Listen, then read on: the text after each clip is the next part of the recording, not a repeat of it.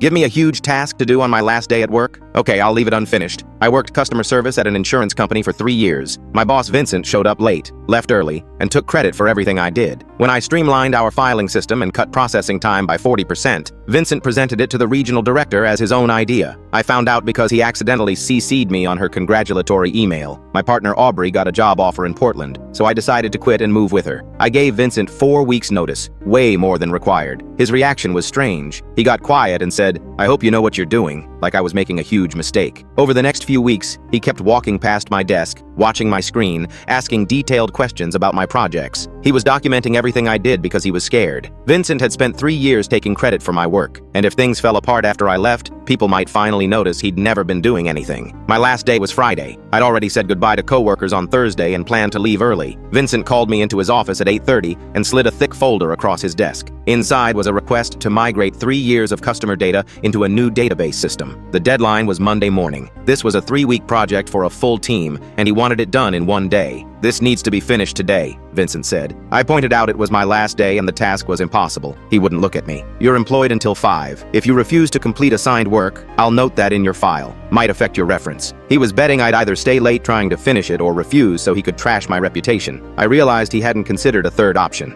"Okay," I said. "I'll work on it today." Vincent looked surprised I didn't argue. I took the folder back to my desk. The old database was a disaster with duplicate entries and formatting errors. I spent 2 hours extracting the raw data, then started cleaning it. I fixed the first 50 entries perfectly, making them look professional and complete. Then I stopped doing real work. For the rest of the data, I did surface-level fixes that wouldn't immediately look broken but wouldn't actually function. I left formatting inconsistencies and skipped validation steps. The key was my documentation. I wrote a README file that sounded complete without actually lying. Data extraction complete. Primary entries cleaned and validated. Files ready for upload. See attached protocol for final steps. At 4:30, I emailed everything to Vincent. Database migration project completed as requested. All files attached with documentation. At 4:50, I packed my desk plant and left without saying goodbye. The weekend was busy with moving to Portland. Monday afternoon, my coworker Diana called, laughing so hard she could barely speak. Vincent had presented the database migration that morning, taking full credit and calling it a complex technical project he'd personally managed. The executives were impressed and asked him to demonstrate it during their meeting. Vincent tried to upload the data and the system immediately rejected it. Error messages flooded the screen. The upload crashed halfway through and corrupted part of the new database. The IT director asked Vincent to explain what went wrong, but Vincent couldn't because he'd never actually done technical work. Then someone asked why he'd assigned a multi-week project to someone on their last day. Vincent stammered something about testing my commitment, which made him look petty and incompetent. The executives started pulling his records and interviewing the team about other projects Vincent had claimed to complete. By Wednesday, Vincent was demoted to a non-management role with no direct reports.